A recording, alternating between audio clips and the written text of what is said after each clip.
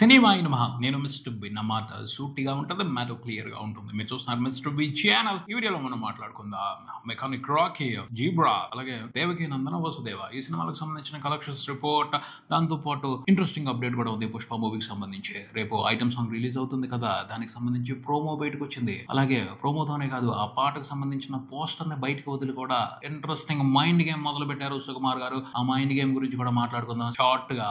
ఎన్నో ఆశలు పెట్టుకుని తెలుగు ప్రేక్షకుల మీదే ప్రత్యేకమైన ఆశలు పెట్టుకుని అదృష్టాన్ని పరీక్షించుకోవడానికి థియేటర్స్ కు వచ్చాయి 3 సినిమాలు. కానీ ఆ 3 సినిమాలకి కూడా తెలుగు ప్రేక్షకులు అవసరమైన రెస్పాన్స్ ఇవ్వలేదు. బ్యాడ్ లక్, క్లియర్ గా బ్యాడ్ లక్. ఏం చేయలేని పరిస్థితి. ఎందుకంటే తెలుగు ప్రేక్షకులు వేరే మూడ్ లో ఉన్నారు. అంటే వాళ్ళు మాత్రం ఏం చేస్తారు, కొన్ని పరిస్థితులు వాళ్ళని అలా మార్చేస్తాయి. దసరాకి చూశారు వచ్చిన సినిమాలన్నింటినీ, అంతకు ముందులా దేవరాన్ని చూశారు. దీపావళికి 3 సినిమాలని సూపర్ హిట్లు చేశారు, బ్లాక్ బస్టర్లు చేశారు. అలా వరుసగా బాక్స్ ఆఫీస్ ని ఊపేసిన తర్వాత కొన్ని రోజులు ప్రేక్షకులు గ్యాప్ తీసుకుంటారు. అది వాళ్ళ నేచర్. అంటే మెజారిటీ ఆఫ్ ప్రేక్షకులు సినిమాని చూడటం కూడా, సినిమాని సెలబ్రేట్ చేసుకోవడాన్ని కూడా ఈవెంట్ గా భావిస్తూ ఉంటారు. సో ఈవెంట్ కి మధ్యన కొంత గ్యాప్ ఉండేట్టు వాళ్ళు జాగ్రత్త పడతా ఉంటారు. ఎందుకంటే సినిమాని సెలబ్రేట్ చేసుకోవడంలో డబ్బులు స్పెండ్ చేయడం అనేది కూడా భాగం కదా. దీపావళికి ఒక ఈవెంట్ అయిపోయింది, మళ్ళీ డిసెంబర్ లో ఇంకో ఈవెంట్ వస్తుంది, దానికే సెలబ్రేషన్స్ అని వాళ్ళు డిసైడ్ అయిపోయారు. ఈ మధ్యలో ఎక్స్ట్రాడినరీ కంటెంట్ తో వస్తే తప్పించి ఏ సినిమా కూడా జనాల్ని థియేటర్స్ కి రప్పించలేదు.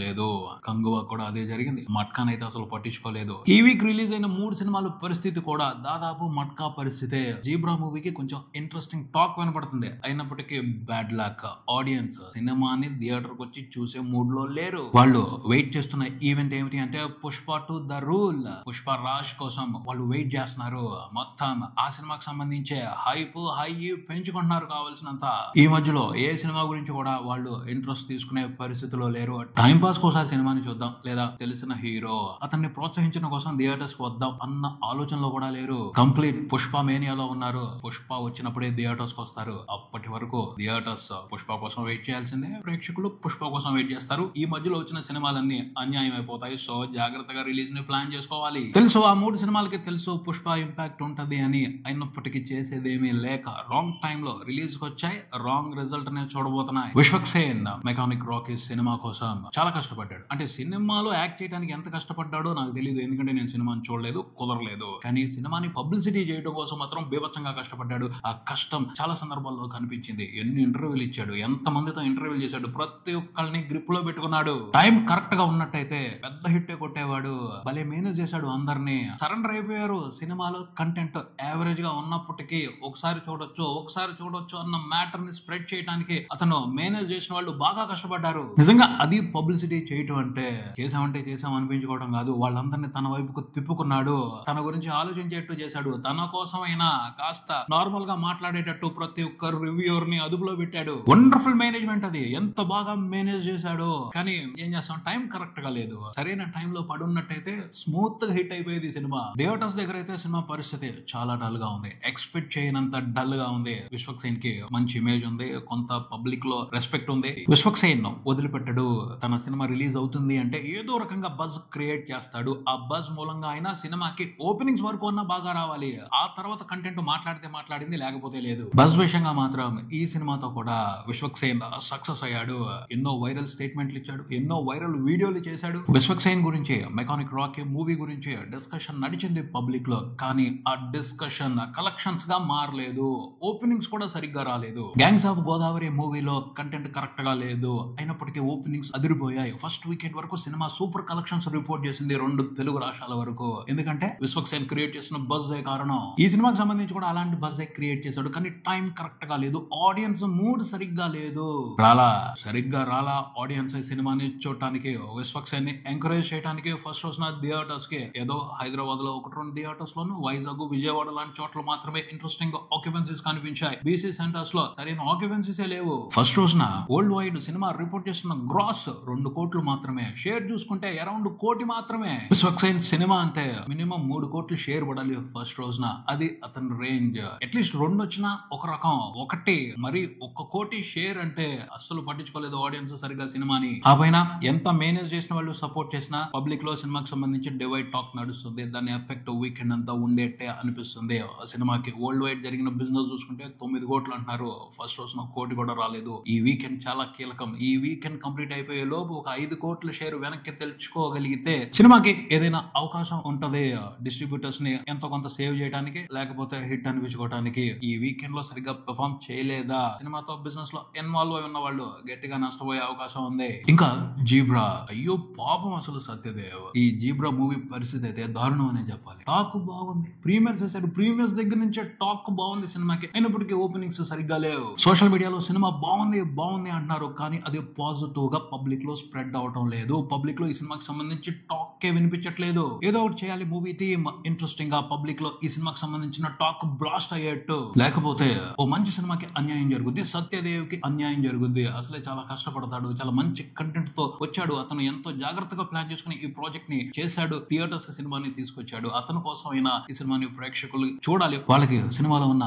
ఇంట్రెస్టింగ్ ఎంటర్టైన్మెంట్ గురించి ప్రాపర్ గా తెలియాలి. నేను కూడా జీబ్రా మూవీని చూడలేదు, చూద్దాం అనుకున్నాను కానీ అవకాశం కుదరలేదు, ఎందుకంటే నాకు దగ్గరగా ఈ సినిమా రిలీజ్ లో లేదు. అయినా చూసిన వాళ్ళందరూ సినిమా బాగుందనే చెప్తున్నారు ఆల్మోస్ట్. అలాంటి సినిమాకి ఖచ్చితంగా ఎంకరేజ్మెంట్ దొరకాలి.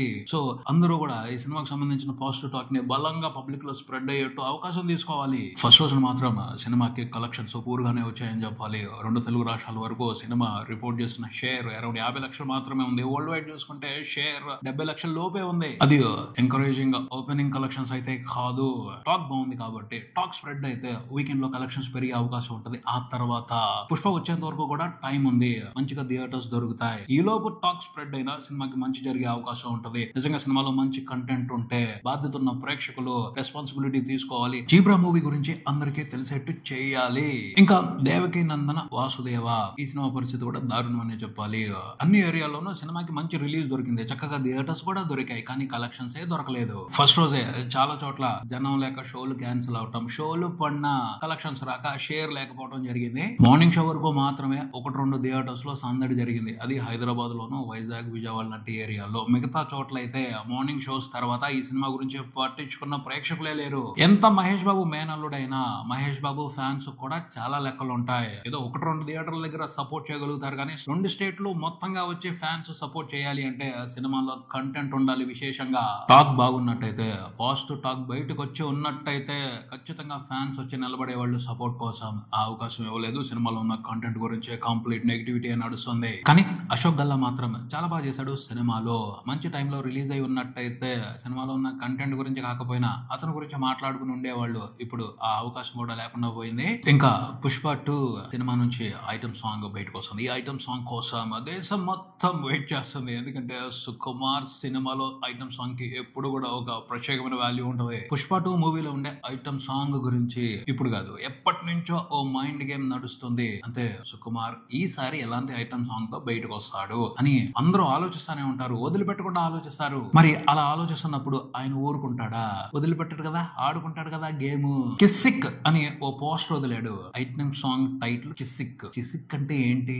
ఇలా ఆ పోస్టర్ లో చాలా డీటెయిల్స్ ఉన్నాయి, వాటి గురించి ఆలోచిస్తేనే ఓ 10-15 క్వశ్చన్లకి సమాధానాలు చెప్పాలి. ఆ సాంగ్ కి సంబంధించి ఫస్ట్ పోస్టర్ వదిలారు, ఆ తర్వాత ఇప్పుడు ప్రోమో వదిలారు. ఆ రెండింటితోనే బోల్డ్ అని క్వశ్చన్స్ పడిపోయాయి ప్రేక్షకులకి. అవన్నీ కూడా బేతాళ ప్రశ్నలు అనుకోవచ్చు. బేతాళ ప్రశ్నలు అంటే సమాధానాలు సరిగ్గా తెలియని ప్రశ్నలు. ఆ ప్రశ్నలకి అందరూ సరైన సమాధానాలు చెప్తారు అని గ్యారంటీ ఇవ్వలేని పరిస్థితి. ఎప్పుడైతే ఆ ఐటమ్ సాంగ్ బయటకు వస్తుందో అప్పుడే చాలా ప్రశ్నలకి సమాధానాలు స్పష్టంగా తెలుస్తాయి. అప్పటి వరకు సుకుమార్ మైండ్ గేమ్ నడుస్తానే ఉంటది. అసలు ఇంతకీ కిస్సిక్ అంటే ఏమిటి? కిస్ అంటే తెలుసు, ముద్దు. కిస్సిక్ అంటే, కిస్సిక్ అనే పదాన్ని ఎవరు ఇంత ముందులో వాళ్ళ కొత్తగా ఎక్కడ వాడుతున్నారు సుకుమార్ గారు? అంటే వాడుకలో ఉన్న పదమే కిసుక్ నవ్వారు అని వాడుతూ ఉంటారు, కానీ ఇది కామెడీ సాంగ్ కాదు, ఐటమ్ సాంగ్. ఐటమ్ సాంగ్ అంటే అందులో ఉండే మ్యాటర్ వేరే ఉంటది. ఐటమ్ అంటే ఏంటి? ఐటమే. ఆ ఐటమ్ లో మసాలా ఉండాలి, అది ఘాటుగా ఉండాలి. ఎంత ఘాటుగా ఉండాలి అంటే ఆ మసాలా తగిలితే చొంగ జారిపోవాలంతే. అదే చేస్తారు కదా. ఎలాంటి నాటు రొమాన్స్,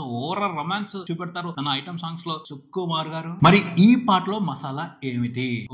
అంటావా మావా, అంటావా మావా. ఆ పాటలో మసాలా తెలుసు కదా. మగవాళ్ళ బుద్ధి మీద కౌంటర్ వేసుకున్నాడు, ఊరిస్తూనే మగవాళ్ళని భలే టీజ్ చేశారు సుకుమార్ గారు. మరి ఈ కిస్సుక్ సాంగ్ తో ఆయన చెప్పబోయే వేదాంతం ఏమిటి? నిజంగానే సుకుమార్ ఐటమ్ సాంగ్ అంటే దాంట్లో కన్నపడని ఓ రొమాన్స్ వేదాంతం ఉంటది, ఖచ్చితంగా పురాణం కచేరీ ఉంటది రొమాన్స్ కు సంబంధించి. ఈ పాటలో ఆ కచేరీ ఎలా జరుగుద్ది? సుకుమార్ గారు కచేరీ భలే ఇంట్రెస్టింగ్ గా పెడతారు. ఎలా పెడతారో తెలుసా? లిరిక్స్ తో పెడతారు. చంద్రబోస్ గారు రెడీగా ఉంటారు, సుకుమార్ గారికి తగ్గట్టు మంచి నాటు ఓ రొమాన్స్ కు సంబంధించిన కచేరీని తన లిరిక్స్ తో చెప్పడం కోసం మరి ఈ కిసిక్కు పాటతో వాళ్ళు ఎలాంటి వేదాంతాన్ని పంచి మాస్ ప్రేక్షకులందరినీ ఉర్రు తొలగించిపోతున్నారో చూడాలి. అంటే సుకుమార్ కి ఐటెం సాంగ్ దగ్గరకు వచ్చేప్పటికి ఇంకొక బలం కూడా ఉంది. అదేమిటంటే దేవిశ్రీ ప్రసాద్ కంపోజింగ్ మామూలుగా చేయడు. వాళ్ళిద్దరూ కలిశారు అంటే ఓ విచిత్రమైన ట్యూన్ వస్తుంది. ఆల్రెడీ ప్రోమోలో ఆ విచిత్రమైన ట్యూన్ కు సంబంధించిన కరెంట్ షాక్ కొట్టింది.